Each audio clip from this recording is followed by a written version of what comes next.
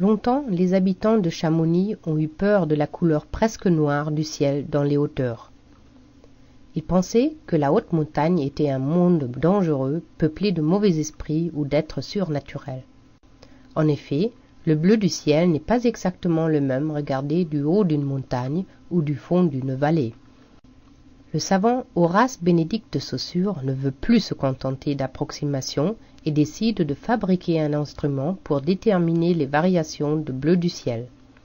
Avec cet instrument, qu'il appellera le cyanomètre, il espère évaluer la quantité de vapeur qui diminue la transparence de l'air pour donner la couleur bleue au ciel. Avant de partir à la conquête du Mont Blanc, il fabrique donc son premier cyanomètre. Pour cela, il découpe des petits trous carrés dans un morceau de carton et peint à côté de chacun d'eux des surfaces bleues avec de l'aquarelle et de l'encre plus ou moins diluée. Il en fabrique 3 identiques avec 16 tons de bleu qu'il a numérotés du presque noir au presque blanc. De Saussure confie le premier cyanomètre à un ami à Genève, le second à son fils installé à Chamonix, et il emporte le 3e au sommet du Mont Blanc.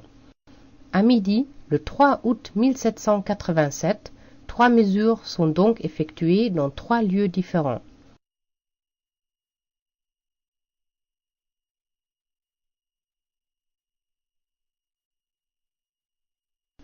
À son retour, De Saussure compare le résultat des 3 mesures et les chiffres confirment que le bleu du ciel diffère selon l'altitude.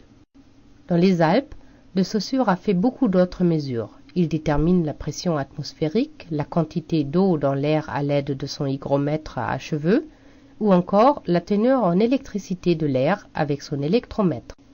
Avec son cyanomètre et ses autres instruments de mesure, De Saussure participe à la fondation d'une véritable science qui s'appellera la météorologie.